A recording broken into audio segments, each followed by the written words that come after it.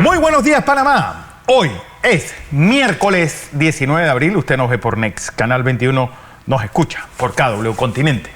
Bueno, los temas de hoy. La ACP anuncia que tendrá que bajar el calado de los barcos debido a la sequía que está azotando nuestro país. Sobre eso, hoy Arraiján o parte de Arraiján va a estar sin agua. Así que, ojo. Además, pues impugnación de las elecciones de cambio democrático el 28 de abril. Será el día en que el Partido Popular postula la presidencia de la República a Martín Torrijos. Han adelantado todo esto en una convención extraordinaria. En el mundo, bueno, además de ese pase a semifinales de parte del Real Madrid y del Milán, 8 personas están imputadas en el caso de la muerte de Diego Armando Maradona. Y como dijo José Luis, decenas sugeridas por Don Monchi Díaz, la del 5, la del 4, la del 1 y la del 0. Don José. Buenos días, Fernando. Buenos días. Buenos días a toda nuestra audiencia que nos sigue en KW Continente Radio y en Canal 21 Next TV. Hoy, miércoles 19 de abril, tenemos una apretada agenda informativa que compartir con ustedes. Nuestro deber es informarles el suyo. Poder hacer las deducciones que usted crea a bien con la información que nosotros les vamos a brindar en una agenda que no va a escuchar en otros medios. Fíjense que voy a partir, Fernando. Iba a partir diciéndole algunas de las cosas que escuché ayer de estos regímenes, de estos jefes de Estado, que a veces uno se pone a preguntar cómo llegamos ahí. Le doy una nada para comenzar. El presidente de Venezuela, Nicolás Maduro, ahora se considera un animador y tiene un programa que lo va a repetir todos los lunes, que se llama Maduro Plus. Les recomiendo que lo escuchen, para que no vean para que vean lo que no hay que hacer. Exacto. Pero digo, que purgante, hombre. Pero fíjese, porque viene él habla de las elecciones. Ahora le hablo sobre eso, porque lo que pasó en Venezuela ayer con Lavrov es para que los venezolanos reaccionen. Dale cuento. Pero antes que nada, Fernando, hemos preparado para ustedes un cuadro sinóptico de los países de Américas del Sur. No tomo 5. Versus Panamá. Entonces usted haga las comparaciones correspondientes. Voy a usar las mismas fuentes de información de allá que usamos aquí. Fíjense lo siguiente.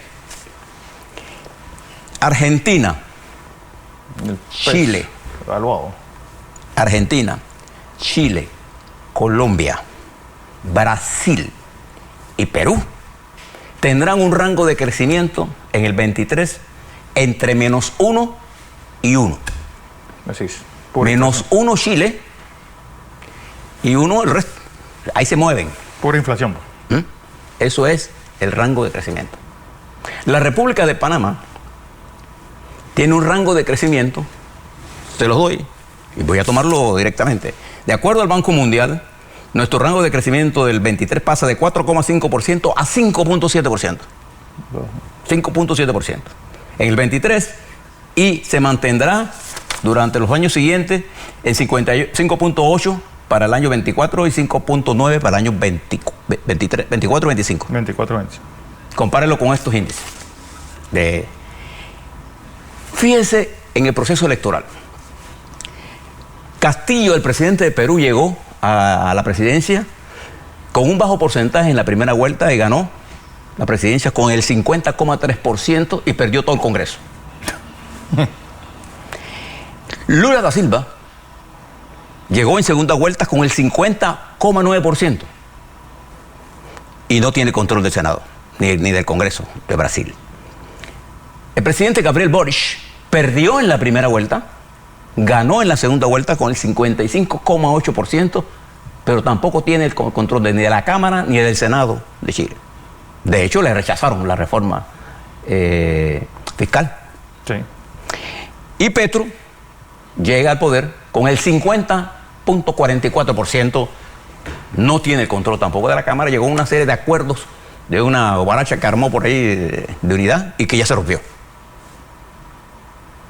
Cortizo llegó al poder con el 33% en primera vuelta. Una única vuelta. Pero llegó con mayoría parlamentaria. Y la mayoría de las leyes que él ha pasado, que tienen que ver con la economía, han funcionado. Estos indicadores de la República de Panamá, que son avalados por el Fondo Monetario, por la información del INEC, el INEC nos dice a nosotros que Panamá, el Producto Real, registró un crecimiento de 15.8, el más alto de América Latina en el 21. Y durante el transcurso del 22 se completó la normalización de las actividades y el crecimiento económico durante ese año y alcanzó la cifra de 10,8, debido a la resiliencia, la diversificación de la economía. Nosotros tenemos una inflación de las más bajas de América Latina. Entonces yo les recomiendo que haga un cuadrito que tenga que ver con esto que yo le he dado. Crecimiento neto por país, compárelo con Panamá, votación, cómo está el país, y agenda. Y usted verá las grandes diferencias que tiene nuestro país. Porque la diversificación de la economía panameña, que se ha producido durante los últimos 30 años, Fernando, no es una obra nada más de este gobierno, no. Un esfuerzo conjunto de la nación panameña para diversificar la economía en el hub logístico, en todas las actividades que nosotros hemos hecho, hemos ampliado las bases de crecimiento en turismo. La pandemia nos golpeó, pero el nivel de resiliencia de la economía nos hizo levantarnos rebotamos, es la palabra correcta. Entonces, cuando usted mira esto, es cuando usted dice, bueno, ¿cuáles son las cosas que deben definirse en el 24? Bueno, se debe definir IBM, se debe definir las prestaciones de los servicios básicos, agua en particular, electricidad en el componente de distribución eléctrica y precios, la infraestructura en nivel de conectividad entre las regiones del país y la educación, que tenemos que replantearnos todo eso. Esas son reformas profundas que requieren un determinado nivel de unidad nacional. Se lo dejo para la primera noticia. La segunda noticia, de la noticia de fondo que le voy a dar en los últimos minutos, es lo que pasó ayer en la Corte Suprema de Delaware, entre la demanda que le puso la compañía Dominion Vote Machine a la cadena Fox News, la de mayor audiencia en los Estados Unidos, que fue sellada con un acuerdo del orden de 787.5 millones de dólares. Ahora le cuento, porque la mentira tiene un precio. Ahora le hablo sobre esto. Este es el tema de fondo que le quiero hablar por las repercusiones que tiene. Pero mire, le hablo de Venezuela. Ayer llegó el ministro de Relaciones Exteriores ruso, Lavrov, Sergei Lavrov, y se entrevistó con su homólogo Iván Hill. Y fíjese la intervención de Lavrov. Dijo lo que no dijo en Brasil, no se atrevió a decirlo, porque en Venezuela dijo: Venezuela es el aliado más fiel que Rusia tiene en materia de política exterior, en la comprensión. En Venezuela no hay una crítica para la invasión a Ucrania. Y ataca Venezuela al imperialismo norteamericano de intervención y no critica la intervención rusa en Ucrania. En un momento en la que compare esto, ¿por qué Lavrov viene a Venezuela? En este momento en la que Petro está llamando para el próximo martes a una reunión de cancilleres, probablemente haya más de 20 cancilleres, y de Venezuela y la oposición, que se va a reunir el viernes y sábado con ella, para buscar un mecanismo de impulsar las negociaciones en Venezuela. ¿Por qué Lavrov llega ahora? No le interesa a Venezuela. Él lo que quiere probar es que Rusia no está aislada. Bueno, Rusia sí está aislada, porque Maduro está aislado del continente y está aislado de su pueblo, pero no le importa. Compárelo con la actitud de la República Popular China cuando nosotros nos negociábamos bajo la administración del presidente Pérez Valladares y Gabriel Lewis Galindo como canciller. Las negociaciones con la República Popular China, la Cancillería China, entendió que Panamá iba al proceso de entrega del Canal de Panamá y le permitió a la República, el único país que lo tuvo, negociar un tratado de comercio y mantener las relaciones diplomáticas con Taiwán. Ahí prevaleció la sensatez y la solidaridad de China con nosotros. Es un un agradecimiento eterno que debemos tener nosotros. Porque China, en ese momento, y sigue siendo un importante socio comercial de la República de Panamá. Y nadie se puede oponer a ese tipo de relaciones. Y con un respeto increíblemente bueno. Ellos cedieron ante un problema de principios y accedieron a que se culminara el proceso nuestro. Mírelo ahora. Y Maduro adopta la posición típica del que no conoce. O nos levanta las acciones o no hay acuerdos. Bueno, en ese escenario de Venezuela, un país empobrecido, fíjese y le reitero, no por las sanciones, sino por la destrucción que desde Chávez se realizó a la economía, el atraco más gigantesco de la historia de ese país. Se dio a las grandes empresas. Cuando Chávez llegó al poder, PDVSA, Fernando, era la segunda empresa mundial en manejo de hidrocarburos, producía 5.5 millones de barriles diarios.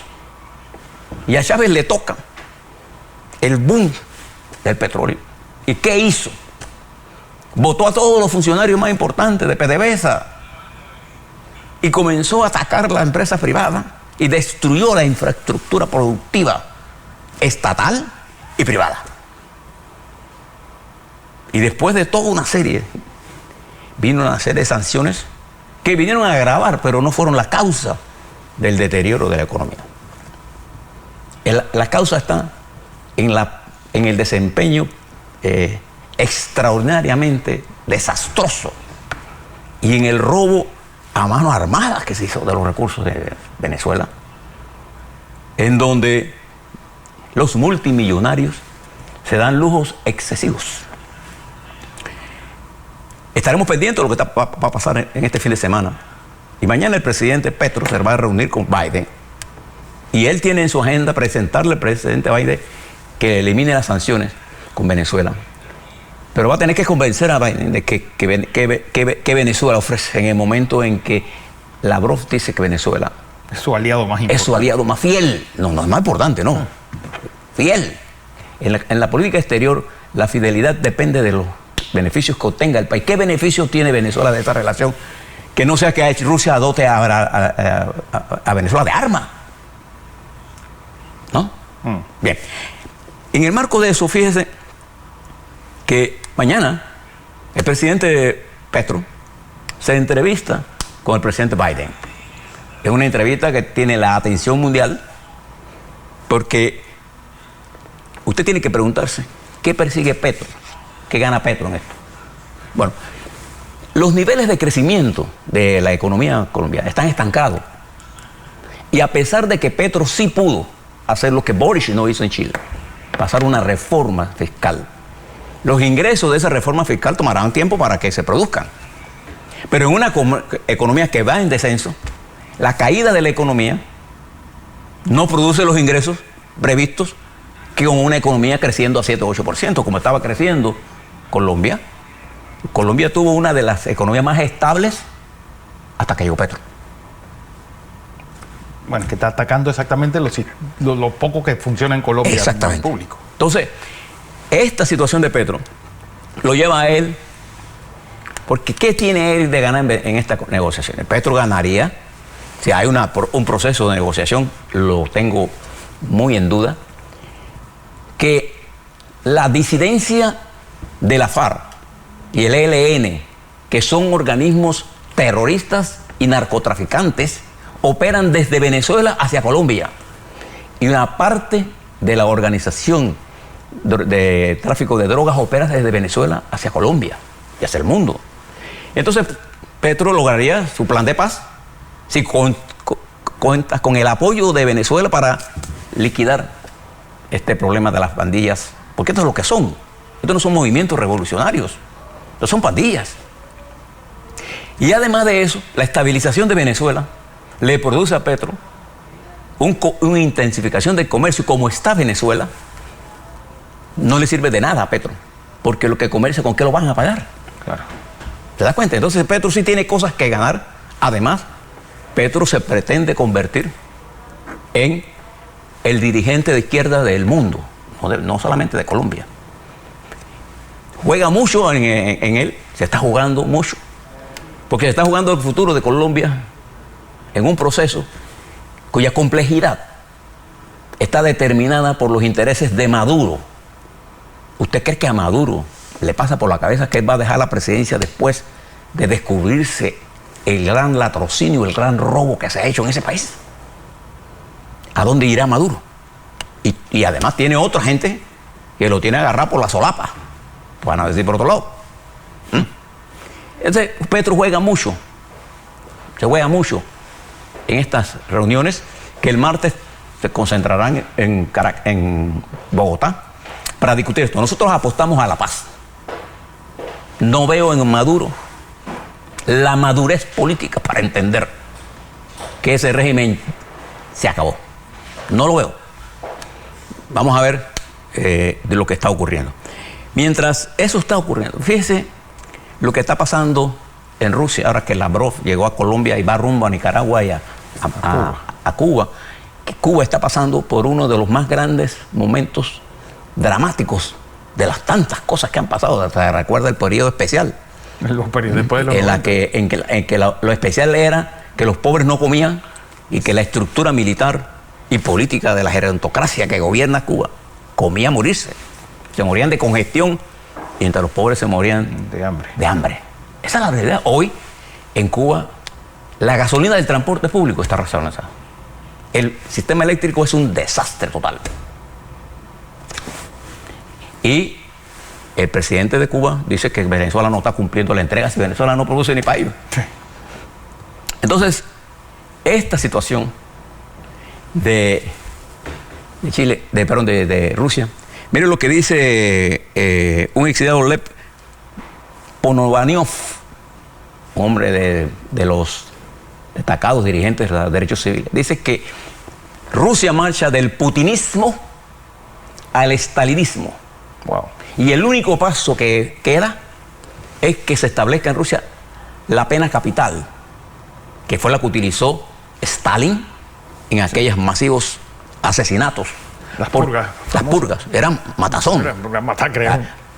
Y que en los tribunales en Rusia, usted va a encontrarse que la gente que lleva a los tribunales, por ejemplo, este periodista de Wall Street Journal, los tribunales en Rusia no saben absolver a nadie. Porque ellos responden al poder ejecutivo. Y cuando alguien es presentado a un proceso, y si es un disidente político, está condenado. Entonces él lo que dice es que Putin solo se apoya ahora en la estructura militar y en mantener a su pueblo en una estricta apagón de la verdad. Y es por eso que los disidentes, los periodistas, ayer cogieron preso a otro periodista que era amigo del muchacho este de Wall Street Journal. Hay una purga sin cuartel y actúan sus agentes en otros países. Para que usted vea lo que está pasando allí y los peligros que están. Pero quizás, Fernando, la noticia más contundente de ayer en el mundo, y particularmente en el mundo de la información, fue este acuerdo que Fox News llegó con la compañía que difamó. Fox News difamó a Dominion Machine. Este proceso que arrancó en la Corte Suprema del Estado de Delaware terminó en un acuerdo en la que Fox reconoció 787.5 millones. Recuerda que ayer yo les hablaba del acuerdo a que la Juul, esta compañía de vapeo del cigarrillo electrónico, llegó con las fiscalías y que en total pagó $1.000 millones, pero en dos procesos. Uno por 487 y el resto por lo que da la diferencia entre eso y los $1.000 millones, porque mintieron cuando decían que el cigarrillo electrónico no era adictivo. Y la fiscalía les probó que sí. Entonces, como ellos sabían eso, mejor transamos afuera. Cuando usted transa afuera, es porque usted reconoce que la parte demandante tiene un caso más fuerte que el suyo. ¿Qué pasó en este caso? ¿De qué se trataba esto? La compañía Fox, de noticias, la más de mayor audiencia, confundió qué es el periodismo. El periodismo no es vender rating. El periodismo tiene una función fundamental en una sociedad democrática. Es contar la verdad. Punto. Y cuando el periodismo cuenta la mentira o usa la mentira, tiene un precio. En este caso, en que la empresa demandó por difamación, la empresa tenía que tener un caso, un super caso, para que Murdoch, el jefe, el dueño de esa empresa, aceptara esta cantidad. Esos 787 millones son 10 veces más el valor de la compañía. Wow. 10 veces más el valor de la compañía. ¿Y de qué acusaba esta compañía a Fox News? De mentir, de engañar al pueblo norteamericano, porque entre otras cosas, los amigos estos, Tucker Carlson, lo ha visto usted, ¿no? Tucker Carlson o Sean Hannity, o la Bartoano esta, ¿no? Lo que decían era que la empresa había preparado las máquinas para que se hiciera el más grande fraude de la historia de los Estados Unidos, y en vez de dar los votos a Trump, se lo estaban dando a Biden. De toda falsedad, eso era falso. Pero además de eso, en forma continua y consciente, repetían mentiras y mentiras con respecto al supuesto robo de las elecciones que habían ocurrido en el 2020 y en la que el presidente Biden actualmente ganó abrumadoramente con 8 millones de votos populares y el control de los votos electorales. Y se montó toda una campaña. Tucker Carlson. Entonces, ¿qué dijo Murdoch? Ante la evidencia de los abogados, extraordinarios abogados que tenía la compañía, no le quedó más que ayer, cuando ya se iba, ya estaban los jurados, ya estaban listos todo para comenzar el proceso. El juez al día anterior había descartado todos los recursos de la empresa. Y ellos se dieron cuenta que poner al señor Murdoch a reconocer lo que ya tenía los abogados, que era la confesión que él hizo, de que ellos sabían que era mentira lo que estaban diciendo. Y tenían las grabaciones que los periodistas y los que mandaban entre ellos, se daban entre ellos diciendo que lo que Trump estaba diciendo, o lo que Giuliani estaba diciendo era falso, que nadie había robado nada. Pero seguían porque ellos querían tener el rating. Y entonces, ayer se toma esta decisión que estremeció al mundo de la comunicación. Y es importante que nosotros en Panamá saquemos una lección. Una lección. La primera enmienda de la Constitución norteamericana que garantiza el derecho a la información no garantiza el derecho a la mentira. Y tampoco está garantizado en Panamá. Aquí hay periodistas, o dicen que son periodistas, que cuando dicen mentiras, se van aquí a la embajada de los Estados Unidos a decir que lo están acosando. Pero si usted miente con respecto a mí, yo tengo el derecho constitucional de ponerlo en demanda a usted. Y eso no es estar en contra de la libertad de expresión. Eso es proteger la libertad de expresión. El periodismo ayer ganó en este juicio. Porque al que se condenó fue el que levantó la difamación en la boca de periodistas por el rating. Entonces es importante la lección, porque esto viene, compárelo ahora, esta lección de democracia en los Estados Unidos con la lección que da el señor Putin allá en Rusia, en donde los periodistas son detenidos, enjuiciados, y todo el que es detenido es condenado.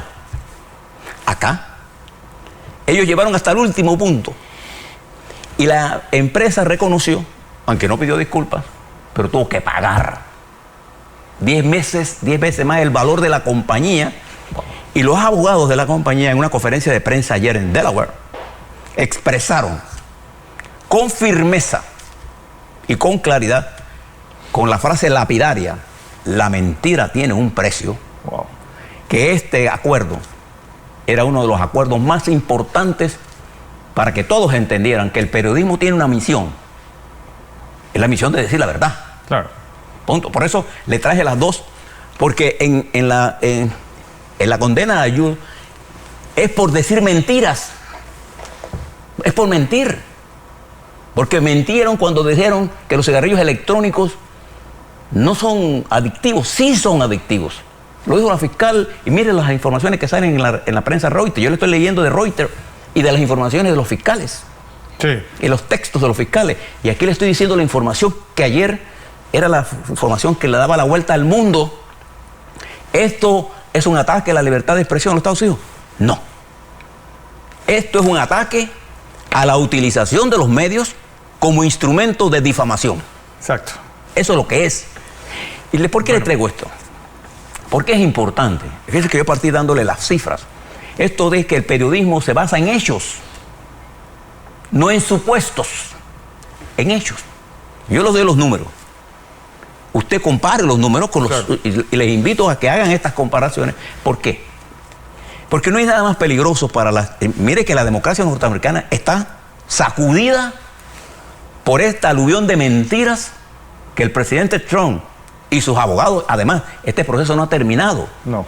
Porque hay acusaciones individuales contra los periodistas, contra Giuliani, contra las abogadas, los abogados que hicieron esto. Sí. Individuales. O sea, que la compañía fue duramente atacada, sí, brutalmente atacada.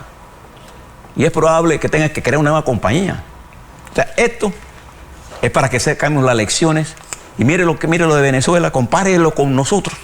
¿Y por qué nos interesa Chile, Fernando? Y termino aquí. Chile es el 10º usuario del Canal de Panamá. Todo lo que pasa en Chile nos importa a nosotros, porque gran parte del comercio de Chile pasa por el Canal de Panamá. A nosotros nos interesa lo que pasa en Chile, en Ecuador. Pero fíjese que Chile ahora, ante todo, aquí está apostando Chile. Boric, a nuevos aliados que eran sus enemigos ayer. Está apuntando a la minería. Está apuntando a una política de seguridad más estricta. Está apuntando a la migración ilegal. ¿Se da cuenta? Así es. Bien. Bueno.